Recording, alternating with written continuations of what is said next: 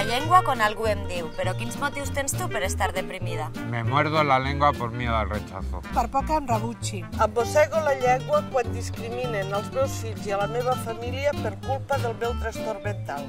Em mossego la llengua quan escolto dir que els bojos són perillosos. Em mossego la llengua per por a que no m'entenguin. Em mossego la llengua quan dic que tinc problemes de nervis en comptes d'esquizofrènia. No et mosseguis la llengua, utilitza-la. Mossegar-se la llengua és el primer efecte de l'estigma. Ja n'hi ha prou de mossegar-se la llengua, no trobes? Si t'afecta la discriminació com a mi, apunta't. Informa't a obertament.org. Obertament. Junts contra la discriminació en salut mental.